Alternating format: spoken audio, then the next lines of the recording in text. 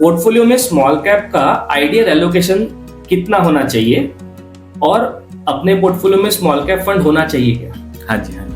नहीं, देखो, small cap fund हर एक के पोर्टफोलियो में डेफिनेटली होना चाहिए, ठीक है।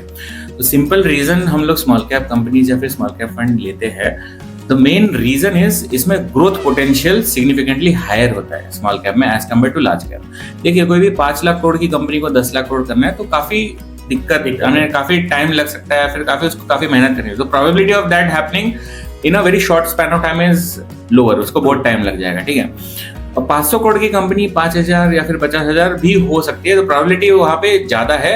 बट अगर आपके पास वो स्किल है कि आप आइडेंटिफाई कर सकते हो ऐसे कंपनीज के, तो ये सब कंपनीज में ग्रोथ इनहेरेंटली ज्यादा है। तो नंबर 1 रीजन आप स्मॉल कैप लेते हो बिकॉज ऑफ ग्रोथ, राइट।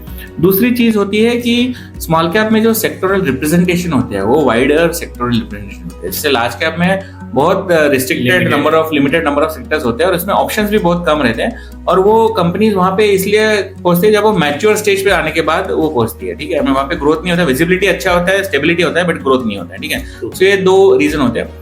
तीसरा एक रीजन है जो small cap fund actually generally ज्यादा रिटर्न लॉन्ग टर्म में देता है, so that is where is कि क्योंकि वो अंडर ओन्ड होते हैं, small cap stocks under owned होते हैं, अंडर रिसर्च होते हैं। तो उसमें अल्फा जनरेट करने का, अगर आपका रिसर्च अच्छा है, आपका ड्यू डिलिजेंस अच्छा है, तो आपका अल्फा वहां पे एक्स्ट्रा जनरेट हो सकता है।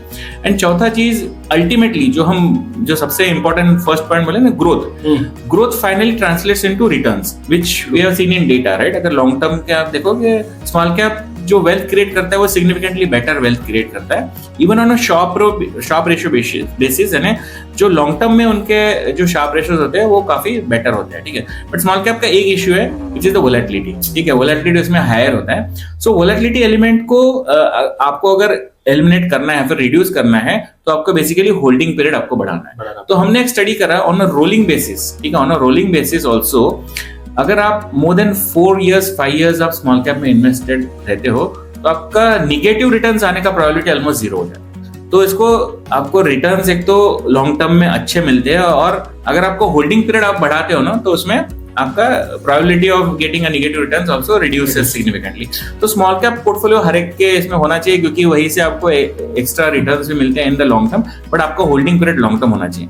अब कितना प्रोपोर्शन होना चाहिए, तो जैसे अपने बात करा है कि जो करंट सिनारियो में, जो मेरा मानना है फॉर अ नॉर्मल इन्वेस्टर, हर एक के पोर्टफोलियो में ऑलमोस्ट 20-25% बैलेंस्ड एडवांटेज फंड होना चाहिए, जो आपको वोलेटिलिटी विद इन इक्विटी में वोलेटिलिटी कम करता है, ठीक है। सेकंड, आपको मल्टी एसेट एलोकेशन फंड 20-25% आपका होना चाहिए, जो वेरियस एसेट क्लासेस में डाइवर्सिफाई करके आपका वोलेटिलिटी कम करता है, ठीक है। एंड रिमेनिंग 50 में मेरे हिसाब से एक फ्लेक्सी, एक मिड और एक स्मॉल कैप होना चाहिए। तो स्मॉल कैप का एलोकेशन टिपिकली 10-15% सबके पोर्टफोलियो में होना चाहिए, at least in the given scenario.